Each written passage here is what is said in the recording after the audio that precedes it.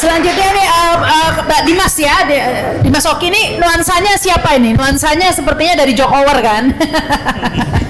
Ya ini wakil Jokower ya, silakan ini kalau. Aduh, ini langsung dikotakkan gitu sama Mbak Rahma ini. Janganlah. Ya.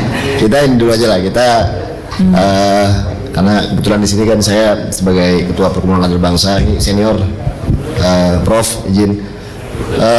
Gini, karena judulnya ini kalau kita kayak judul skripsi apa tadi, didukung Nasdem, masihkah Anies akan dijegal KPK. Berarti kalau mungkin saya ambil 3 variabel aja dari situ.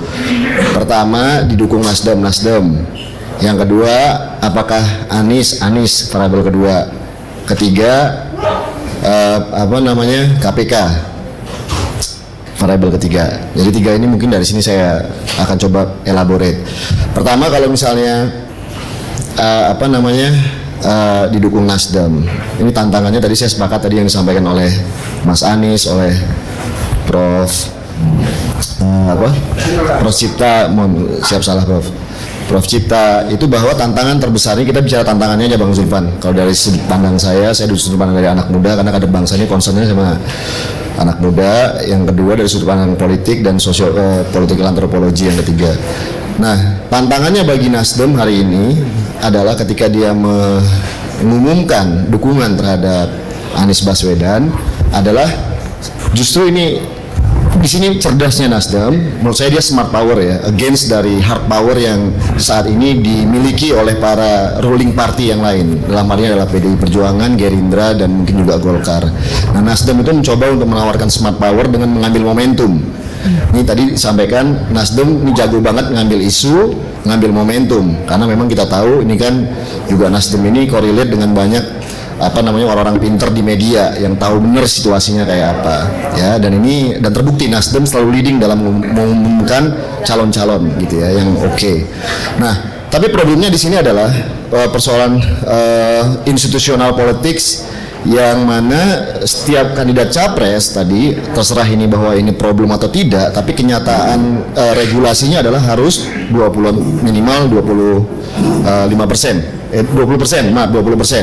Nah, ini adalah tantangan yang menurut saya harus dijawab oleh Partai Nasdem, ya kan? Dan ini artinya sesuatu yang harus di-convince juga ke publik bahwa ini bukan hanya glorifikasi semata, bukan hanya artifisial semata, bahwa ini konkret. Dukungan politik itu adalah akan didapat secara cepat dari partai-partai lain. Artinya di sini tantangan dari Partai Nasdem, Bang Zulfan Lindan dan kawan-kawan di Partai Nasdem adalah mempercepat akselerasi setelah pengumuman Anies sebagai calon presiden Partai Nasdem, itu lalu kemudian ada resonansi yang cepat gitu ya, yang kemudian muncul political attractiveness, magnet yang besar, sehingga kemudian semua partai bisa merapat ke Partai Nasdem.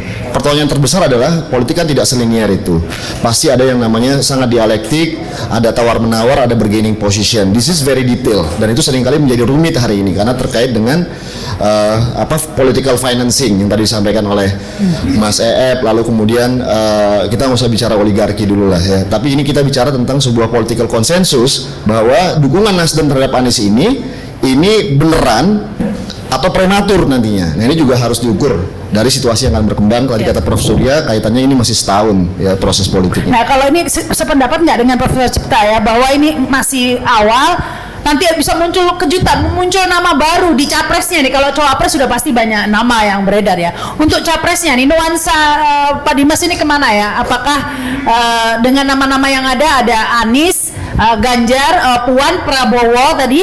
Nah, tapi mungkinkah ini muncul nama baru lagi begitu atau bagaimana? Sangat mungkin, karena betul dari kata Prof Surya, ini persoalan political of Prof Cipta, maaf Prof Surya, ketua umum partai, Prof juga.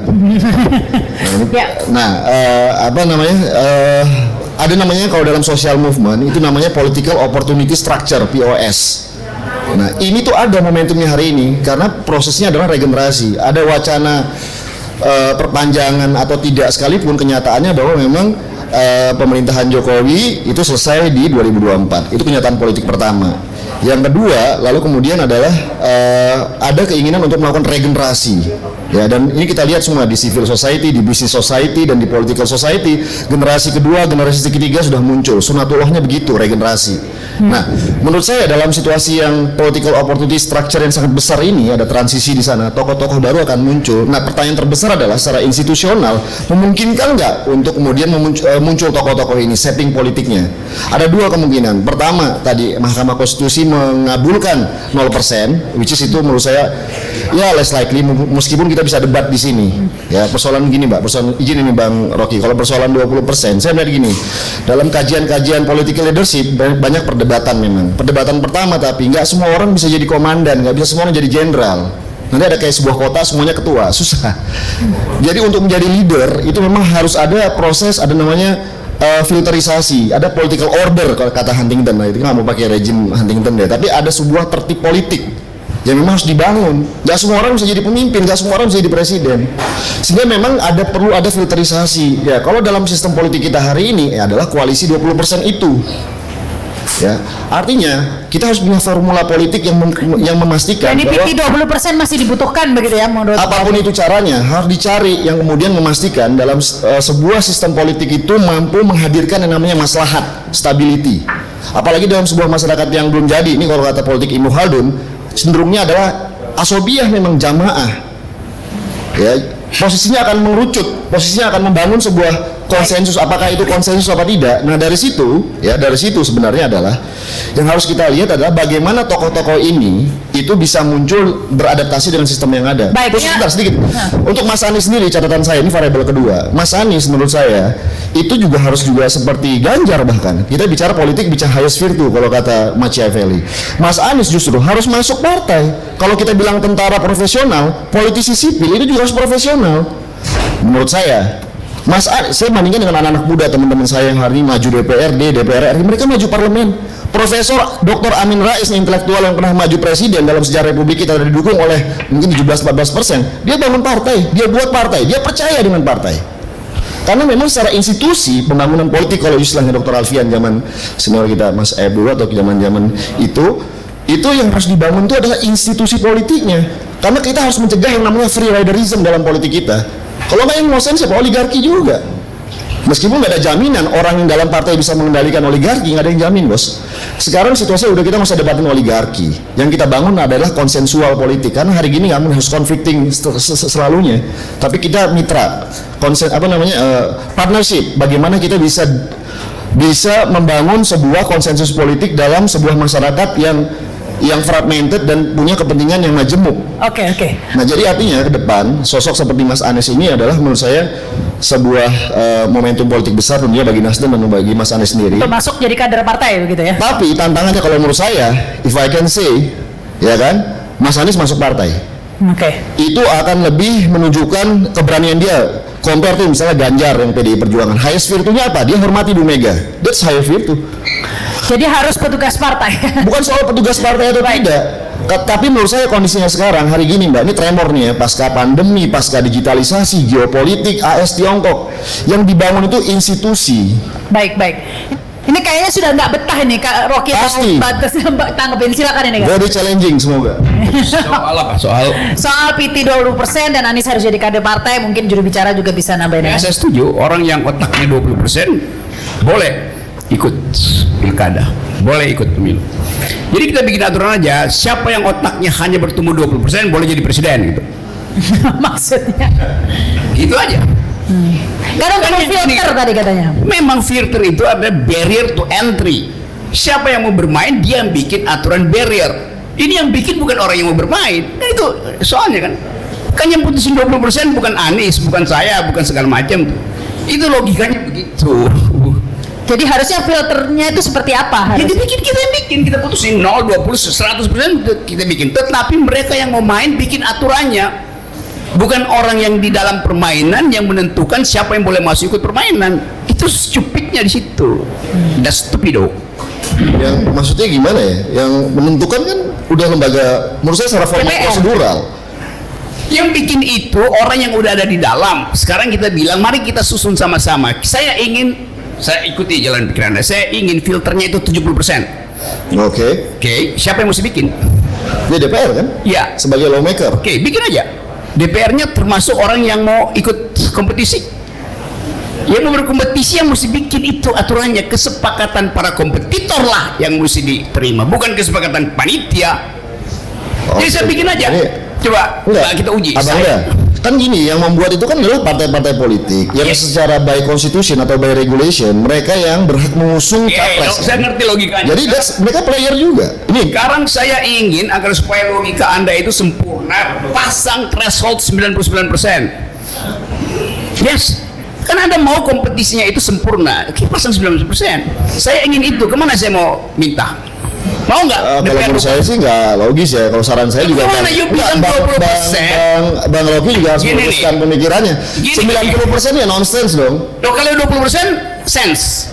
Iya, well itu bisa, itu gini bang, nggak semuanya bisa make sense, tapi namanya understandable, jadi bisa dipahami.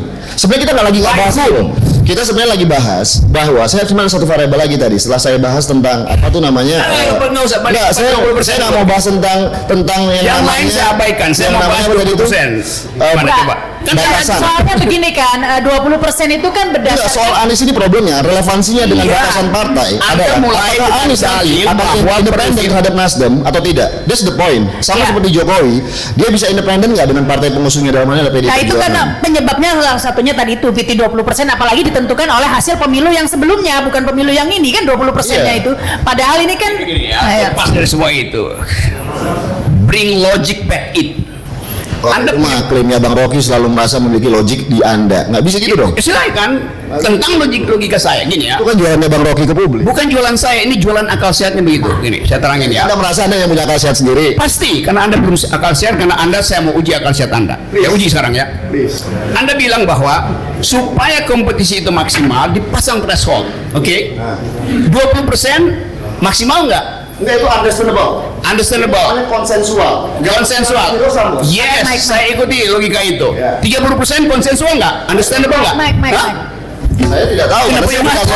Kenapa you berhenti? Tapi kan logikanya abang yang buat hukum kan adalah orang yang bermain. Karena itu saya ingin permainan itu dipasang absolut 99%. Anda problemnya cuma klaim bos. Kalau saya theoretical roots-nya jelas, referensi bisa. 20%. Nggak ada, itu konsensual bos. Ya, karena itu kenapa Anda berhenti di situ? Kenapa nggak bisa ya? Kalau 90% bagi saya, menurut saya, lu tanya aja sama ketum-ketum bang, mau nggak 90%? Nah, kenapa? Karena mereka takut cuma ada satu orang yang berpilih. Apa sama dari partai Nasdem? Ini bukan soal kenapa. Anda klaim. This is the logis of yang disebut. Nggak ada logis yang Anda bilang itu tadi. Anda hanya klaim.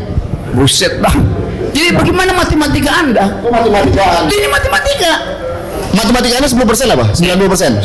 Saya nggak mau ikut gendang Anda sih. Oke, supaya kita bangsa ini nggak ikut jogetnya gendang orang lain terus. Oke, saya terangkan matematika dan saya. Siapa yang sebenarnya ini nggak bukan debat ini Mbak Sari. Ini saya mau terangkan. Kita bicara tentang. Oke, saya terangkan. Saya terangkan matematika saya. Sebentar langsung nanti ke Prof. Saya kasih hak dulu dong, kata Prof tadi saya belum selesai loh sebenarnya. Ya sudah. Silakan. Sekarang saya terangkan ya. Ya, silakan Kak Rocky. Silakan. Yang muda dulu dong, Bang. Udah. Ini bukan soal yang muda yang pakai otak apa nggak pakai otak. Soal itu bukan itu. Oke ya. Mau saya lanjutkan? Ya, silakan singkat Kak Rocky ditanggapi. Saya mulai dengan asumsi Anda. Anda ingin dapat pemimpin yang berkualitas. Oleh karena itu kita pasang filter. Oke. Kalau filternya 20%, 80% lolos. Dia belum berkualitas, pasang 50%, 50% lolos. Secara logis, you mesti pasang maksimal. Itu intinya tuh. Kalau memang itu alasannya, begitu. Kalau alasannya untuk filter, pasang aja 90%. 20% itu, kalau menurut saya ya, sebentar, izin bang. Saya mungkin nanti mas saya, tapi that's not the point we actually bahas ya, discuss. Tapi 20% itu adalah titik tengah, di mana partai kita ini memang nggak akan mungkin bisa mengambil mayoritas sekuat-kuatnya PDI Perjuangan. Itu juga mustahil. Ya kan, karena memang kontur politik kita itu memang harus membangun konsensual. Itu satu. Jadi 20% itu bagi saya itu adalah sebuah kesepakatan politik yang memang itu menjadi kesepakatan di DPR bahwa itu kalau misalnya pun ternyata mau didebat ya, perdebatan bahwa itu kemudian harus dibuat 0% dan seterusnya, itu ranahnya Mahkamah Konstitusi. Baik. Ya, tapi sebentar sedikit Mbak, saya kalau Ini ada Prof. Cipta juga mau menambahkan ya. Cipta, sebentar Prof, sedikit izin. Jadi kalau tadi saya sudah membahas Anies, lalu kemudian soal yang kedua adalah Nasdem, yang kedua adalah Anies, ya kan, posisi Anies ini, saya menyarankan Anies Baswedan untuk masuk partai. Dan dia masuk partai, oke. Ya, dan itu akan menjadi poin penting dia dalam berhadapan dengan yang tadi namanya so-called oligarkism atau whatever itu. Yang ketiga soal KPK. Nah, soal KPK ini kalau menurut saya ya dalam situasi yang berkembang terakhir ini itu adalah sebuah fakta hukum juga bahwa Anies kan sekarang menjadi saksi. Nah, tantangan terbesar ini adalah sekarang begini, kalau kita dalam kajian hukum ada namanya legal politics. Setiap keputusan-keputusan hukum itu seringkali dalam sebuah masyarakat yang belum menjadi itu seringkali dipengaruhi oleh unsur politik juga. Itu kita harus paham dengan situasi seperti itu menurut saya ya, dan itu adalah suatu fakta politik. Nah, sekarang yang menarik adalah tadi ini terkait dengan pertanyaan Mbak Sarita, mungkin nggak ada tokoh lain muncul ya ketika misalnya sosok seperti Anies, Mas Anies ya, itu juga punya associated sekarang sebagai saksi di KPK. Kita nggak tahu lagi misalnya kasus, mohon maaf, Mas Ganjar nanti ternyata ada situasi juga ya kan, dan kita nggak tahu juga tokoh-tokoh ini dalam konteks legal politics yang situasi terjadi jelang 2024. Menurut saya kunci itu bagaimanapun itu adalah tetap. Nah, saya ingin bagi satu izin, ini ada dua torifikasi, ada dua game dalam Pilpres 2024. Jangan ditambah-tambah terus. Oke, cepet nih. Yang pertama adalah game orang-orang yang punya electability. Ini kayak kalau Liga Champion nih, Liga sepak bola nih Liga Champion. Oke. Ya, itu di situ ada Mas Anies, ada Mas Ganjar, ada Pak Prabowo. Oke. Nah, yang kedua versus adalah game yang memang orang-orang yang punya authority di situ. Ketum ingin comeback, ingin muncul kekuatannya pasca Jokowi, ya kan? Jokowi ini kan kita bilang ini era Jokowi, era Pak Luhut. Ini kan kalau dalam antropologi namanya vernacular politics. Ya, okay. Jadi orang-orang yang kemudian nggak bisa mengambil alih keputusan-keputusan politik pada institusi partai, mereka menganggap ini jalan-jalan tikus dan berhasil. Nah, sekarang situasi ada ketum-ketum yang ingin comeback. Ya, dalam situasi ini fenomena KIB dan fenomena Mbak Puan itu menurut saya adalah bagaimana otoritas politik ingin ada dua hal tersebut. Oke. Ini pertarungan yang terjadi menurut saya, dan ke depan yang terjadi adalah sekarang ini seolah-olah yang punya otoriti yang menang gamenya. Tapi menurut saya idealnya ke depan untuk ada sinkronisasi yang namanya adalah konsensus antara electability atau orang-orang yang punya popularity karena dianggap didukung oleh rakyat menurut lembaga survei. Lalu kemudian dengan orang-orang yang memiliki punya otoritas politik karena mereka yang bisa mencalonkan partai politik. Silakan ini Profesor Cipta, silakan. Saya kira sebagai saran pribadi, saya menghargai kalau ada orang seperti Oki yang menyarankan Anies masuk partai saja. Saya hargai. Tetapi jangan itu dijadikan standar argumen. Karena misalnya Oki kan pernah jadi kandidat juga kan di pilkada kan. Sekarang wakil wali kota Depok ya. Sekarang Oki di partai apa sekarang? Partai Oki itu di PDI Perjuangan. Setelah itu saya kembalikan, setelah selesai pilkada saya kembalikan kartu. Oh, jadi hanya untuk pilkada masuk partai, terus setelah pilkada keluar? Enggak, itu karena memang waktu itu situasinya. Jadi ini saya jelasin. Enggak, ini penting, penting posisinya gini. Jadi waktu maju Depok itu ada 6 partai pengusung. PDI Perjuangan, Partai Golkar, Nasdem, ya, PAN, PKB, dan satu lagi 6 tuh. Ya. Ya, nah posisinya adalah waktu itu akhirnya bersepakat dari yang menjadi pengusung utama yang kemudian harus menjadi persyaratan waktu itu. Nah, lalu kemudian saya dalam posisi yang kemudian sudah disediakan kartu anggota PDI Perjuangan. Nah, untuk bertanding itu dalam dalam keputusan yang internal yang terjadi, saya mengikuti keputusan tersebut. Saya maju, ya kan, dan lalu kemudian setelah pilkada berlangsung itu lalu kemudian selesai. Nggak bergabung ke partai lagi. Ya, silakan dilanjut. Jadi maksud saya begini, artinya tidak bisa dijadikan standar argumen. Karena kalau argumen Oki tadi kan untuk demokrasi yang civilized, orang kayak Anies harus masuk partai gitu. Dan kalau ini kemudian diberlakukan, itu kan semakin banyak tuh, semakin banyak hambatan yang harus dihadapi orang seperti Rocky Gerung misalnya. Rocky Gerung juga pernah menjadi pendiri partai. Partai Sri bukan? Enggak, dia nggak pernah jadi kandidat tapi. Iya, that's the point adalah bukan Oki kan persoalan jadi kandidat. Enggak, Mas saya izin. Bukan, maksud saya gini. Kalau menurut saya ketika dia mengambil jalan kontestasi. Jadi kalau Anies habis pilpres, dia kembalikan kartu ya, anggota. kembalikan, ya itu pilihan Anies. Anies mau tetap bergabung di Nasdem, PKS sama Demokrat, lah kan hak pribadi dia. Nggak mesti kita harus ngatur-ngatur. Dan nggak ada Tapi what's normativisme the di situ. point then gitu ya, gabung apa poinnya begitu loh. Poinnya adalah, posisinya adalah ini posisinya adalah kalau menurut saya ya ini bukan persoalan opsional sifatnya. Tapi kalau misalnya bagi seorang Mas Anies yang sudah percaya bahwa ini adalah jalan politik yang dia tempuh, ya, dan menurut saya juga Partai Nasdem, kalau saya jadi Partai Nasdem, ini adalah pertanyaan besar misalnya kenapa Mas Anies tidak diajak. Oke, ini Masukkan mau ke dalam dijawab Nasdem. Oke, pertanyaannya presidensial threshold itu sesuai dengan Pancasila nggak? Mungkin dulu sesuai nggak? iya. Silakan Oki aja yang jawab. Ini kebetulan like ada di sini. Tolong jawab, kalau sesuai sila berapa yang mendukung pilpres termasuk threshold tidak. Jadi jawab kalau mau paling benar mana salah jangan berbasis. Siapa? Baik, Prof. Silakan ini Kak Oki. Saya memilih nggak menjawab karena Profesor pasti udah punya versi jawabannya sendiri. Jadi, saya jawab pertanyaan yang dari diskusi ini, Prof. Sekaligus closing, izin. Jadi tadi luar biasa ini Kang Ep, Mas Ep ini kalau ada capres independen kita dukung Mas Ep ini jadi capres independen, ya kan? Iya, tambah aja. Jadi tapi begini, jadi kalau saya balik lagi pada topiknya adalah ini sebenarnya kalau kita bicara dari perspektif smart power, ini sesungguhnya yang menjadi riset question berikutnya adalah apakah Nasdem dengan Mas Anies, dengan Anies Baswedan bisa menjaga momentum besar ini hari ini, ya kan? Tantangannya adalah segera memenuhi prosedural politik yang memang menjadi persyaratan, yaitu adalah 20%. Bisa saja tentunya nggak mesti harus dengan PKS dan Demokrat. Misalnya kalau PKS Demokrat jual mahal misalnya, dikira Nasdem butuh banget sama mereka. Siapa tahu besok Bang Surya ketemu Bu Mega atau ketemu Mbak Puan, siapa tahu. Mungkin banyak yang kecewa, siapa tahu. Because politics is many of possibility katanya Prof, dan itu udah doktrin lama sih anyway. Tapi artinya ya kan? Tapi kan ini sekarang ini posisinya, ini konstelasi politik itu masih sangat dinamis, dan menurutku situasi yang ruling party hari ini, ruling elite itu juga harus kita lihat variabelnya. Bagaimana mereka merespon. Ketika Nasdem gini, ini kayak teori komunikasi. Nasdem punya message-nya adalah substansinya adalah Mas Anies dan deklarasi. Yang pengen didengar oleh Nasdem, message ini ke siapa?